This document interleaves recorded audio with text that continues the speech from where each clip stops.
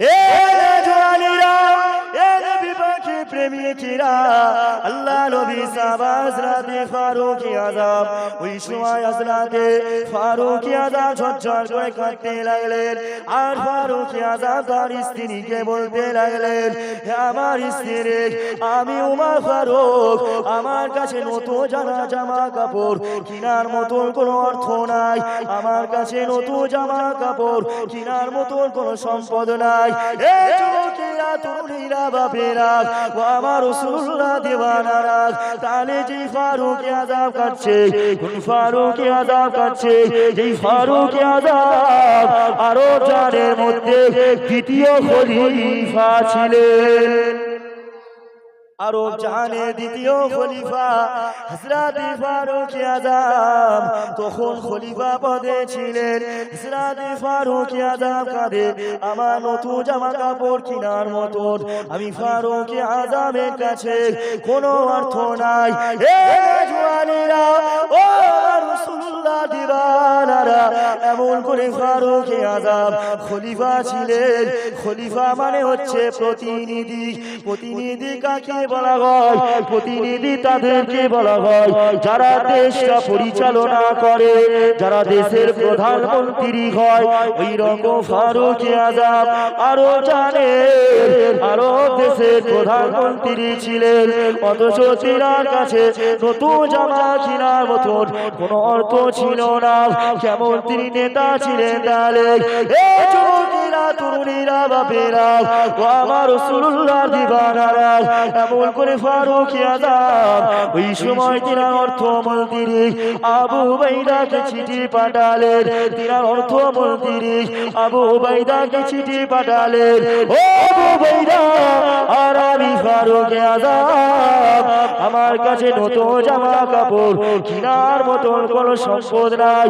আমি ফারুক আযমের কাছে নতুন জামা কেনার মতন কোনো অর্থ নাই। হে আমার অর্থমন্ত্রী আবু উবাইদা, আমার বাচ্চাটার জন্য আমি ফারুক আযম নতুন জামা কিনবো, আমাকে পরের মাসের মাইনেটা দিয়ে দেন। ফারুক আযম তাহলে ওনার অর্থমন্ত্রী আবু উবাইদাকে বলছে, আমাকে পরের মাসের মাইনেটা এখন অগ্রিম দিয়ে দেন, আমি আমার ছোট ছেলেটার জন্য একটা নতুন জামা কিনব। আমার ওয়াজ পুরোপুরি বুঝতে পারছেন তো? সুর দেওয়ার পরেও সব কথা বোঝা যাচ্ছে তো? সবাই ধ্যান দিয়ে শুনুন। এ জওয়ানেরা, আমার রাসূলুল্লাহ দিওয়ানারা, এমন করে ফারুক আযম তিনার অর্থমন্ত্রী আবু উবাইদা এমন করে চিঠি পাওয়ার পরে হযরতে আবু উবাইদা অঝরে কাঁদতে লাগলেন। হযরতে আবু উবাইদা ঝরঝর করে কাঁদতে লাগলেন। আর রাসূলুল্লাহ সাহাবাদের বলতে লাগলেন, এ রাসূলুল্লাহ সাহাবারা, দেখো দেখো ফারুক আযম তিনি আমাদের দেশের খলিফা, অথচ ফারুক আযমের কাছে কোনো নতুন জামা কেনার মতন টাকা নাই। এ রাসূলুল্লাহ সাহাবারা, দেখো দেখো আল্লাহ রাসূলের সাহাবা ফারুক আযম পরের মাসের মাইনেটা চাইছে। আল্লাহ নবী সাহাবা হযরত আবু উবাইদা রাদিয়াল্লাহু তাআলা আনহু ওই চিঠিটা পাওয়া পরে তিনি আবারও চিঠির মাধ্যমে জানিয়ে দিলেন। তিনি আবার চিঠিতে লিখলেন, এ ওমর, আর আমি আবু উবাইদা তোমাকে পরের মাসে মাইনেটা দেবো, কিন্তু আমি আবু উবাইদা আমার একটা শর্ত হলো, আগামী মাস পর্যন্ত তুমি বেঁচে থাকবে কি এর কোনো গ্যারান্টি আছে?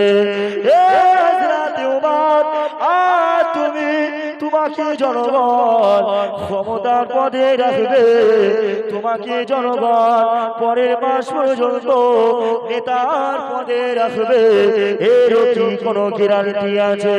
আল্লাহ নবী সাহাবা হযরতে ফারুক আযম চিঠিটা পাওয়ার পরে হযরতে ফারুক আযম ঝরঝর করে কাঁদতে লাগলেন। আর রাসূলুল্লাহ সাহাবা হযরত ফারুক আযম তিনার স্ত্রীকে বলতে লাগলেন, ও আমার স্ত্রী, দেখো দেখো দেখো, আমি ওমর ফারুক একটা যোগ্য অর্থমন্ত্রী পেয়েছি।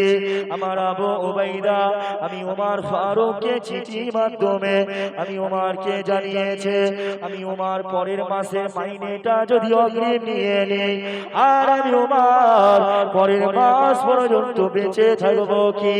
এ আমার স্ত্রী, আমি ওমর ফারুকের কোনো গ্যারান্টি নাই, এমন করে আমি ওমরকে জনগণ খলিফা পদে রাখবে, জনগণ নেতার পদে রাখবে, এর কোনো গ্যারান্টি নাই।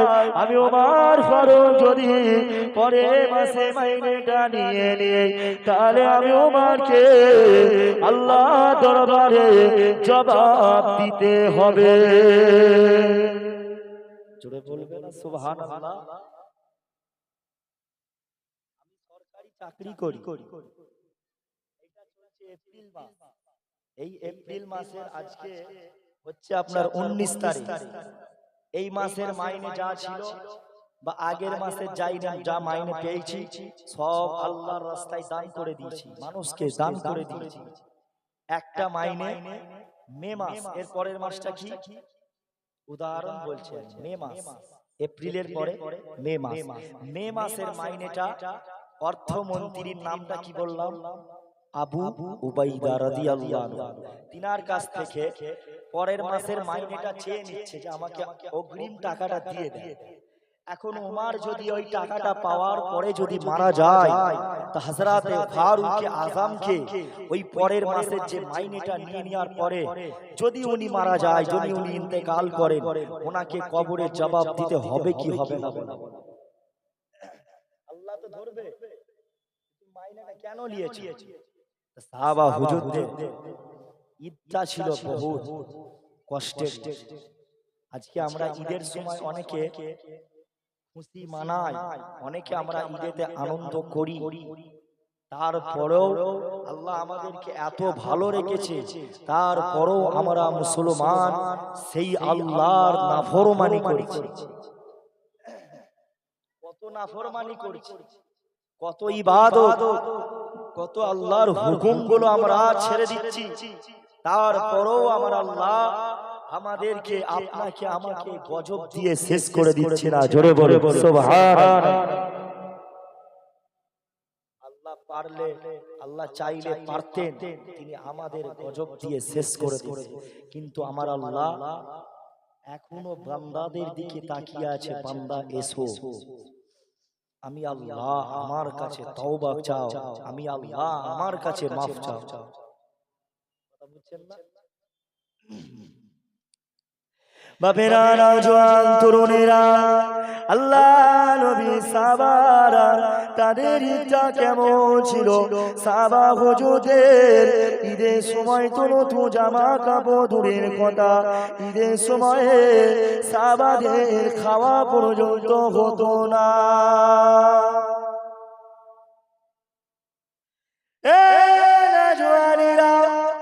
আমার রাসূলুল্লাহ দিওয়ানারা, এমন করে আজকে মুসলমান আমরা এত ভালো আছি, তারপরেও আমরা মুসলমান আল্লাহকে ভুলে গেলাম, তারপরও মুসলমান আমরা আল্লাহর হুকুমগুলো ছেড়ে দিচ্ছে, অথচ আল্লাহ পাক প্রতিনিয়ত ডাকছে, আল্লাহ পাক সর্বসময় ডাকছে, হে আমার বান্দা, আমি আল্লাহ পাক আমার কাছে তওবা চাও, বান্দা গুনাহ করেছো, আমি আল্লাহ পাক আমার কাছে ক্ষমা চাও, তবু আমরা বান্দারা আল্লাহর কাছে মাফ চাইছি না। এমন কি কেউ মানুষ আছে যে মালিকের কথা যদি আমরা অমান্য করে চলি, মালিকের কথা যদি বারবার মালিকের একটা কাজ দিলে পারে সেই কাজটা যদি আমরা ভুল করি, ওই মালিক আমাকে কি আর কাজে রাখবে? যে রাখবে, ও তো তাড়িয়ে দেবে। কিন্তু আল্লাহ দেখে বান্দারা সারা দিনে গুনাহ করছে, বান্দারা সারা দিনে সব হুকুম আহকাম গুলো ছেড়ে দিচ্ছে, তারপরও আমার আল্লাহ এখনো বান্দাদের দিকে তাকিয়ে আছে। সো বান্দা, আমি আল্লাহ আমার কাছে মাফ চাও, আমি আল্লাহ ক্ষমা করে দেবো। জোরে বলে সুবহানাল্লাহ। মাফ চাইনি কেন? আল্লাহর ভয়, আল্লাহর ভয়, জাহান্নামের ভয়টা আজকে মুসলমান তোমার আমার অন্তর থেকে যে উঠে গেছে, যে কারণে আমরা আল্লাহর কাছে আর মাফ চাইছি না।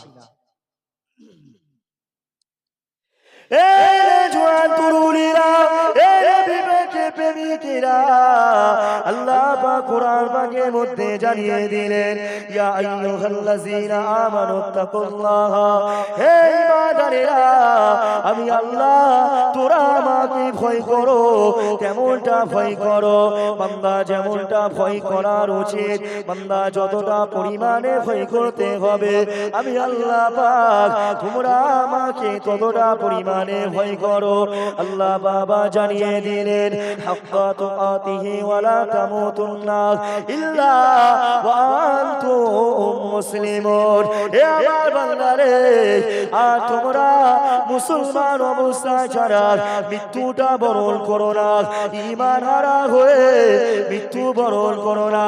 হে যুবকেরা, ও রাসূলুল্লাহর দিওয়ানারা, তাহলে আমাদের সর্বসময় ঈমানের দিকটা লক্ষ্য রাখতে হবে। ঈমানটা নিয়ে আমাদেরকে দুনিয়া জমিনে বেঁচে থাকতে হবে। এই তো নবী আমার ১,৫০০ বছর আগে আল্লাহ নবী জানিয়ে দিয়েছেন, বাবা সাহাবারা, বাবা সাহাবারা, এমন একটা সময় আসবে যখন মানুষ সকালে ঈমান না থাকবে, আবারও দুপুর বেলায় কাফের হয়ে যাবে, আবারও সন্ধ্যা বেলায় কাফের হয়ে যাবে। আজকে মুসলমান তোমার আমার, আমরা সারা দিনে আমরা চলতে ফিরতে উঠতে বসতে এত গুনাহ এত পাপ করেছি, আমাদের অন্তর থেকে আমরা এত পাপ করেছি, আমরা চলতে ফিরতে কথাবার্তায় এমন এমন কথা বলে ফেলি, যেই কথা বলার কারণে আমাদের ঈমানটা চলে যায়, কিন্তু আমরা মুসলমান সেটা বুঝতে পারি না। এই তো নবী আমার জানিয়ে দিয়েছেন, এ আমার সাহাবারা, তোমরা বেশি বেশি করে লা ইলাহা ইল্লাল্লাহ মুহাম্মাদুর রাসূলুল্লাহ সাল্লাল্লাহু আলাইহি ওয়াসাল্লাম সারাটা দিনে চলতে ফিরতে সর্বসময় কলেমা শরীফটা পড়ো। যদি কলেমা পড়ো তো তোমাদের ঈমানটা মজবুত থাকবে। আল্লাহ নবী জানিয়ে দিলেন, আমার রাসূলুল্লাহ সাহাবা হুজুরে বললেন, বাবা সাহাবারা, আমি রাসূলুল্লাহ জানিয়ে দিলাম, আমার সাহাবারা আল্লাহর হুকুম মোতাবেক চলো। আজকাল মুসলমান আমরা নামাজ থেকে দূরে সরে গেছি, আজকাল মুসলমান আমরা রোজা থেকে দূরে সরে গেছে, অথচ আল্লাহ পাক তারপরও বান্দাদের শুধু ডাকছে, এসো বান্দা, আমি আল্লাহ পাক আমার কাছে ক্ষমা চাও। আল্লাহ নবী জানিয়ে দিলেন, যখন মধ্য রজনী হয়ে যায়, যখন মধ্য রাত্রি হয়ে যায়, তখন আমার আল্লাহ বান্দাদের ডাকে, বান্দারা এসো, আর আমি আল্লাহ বা আমার কাছে তওবা চাও। এসো বান্দা, আমি আল্লাহ পাক আমার কাছে ক্ষমা চাও।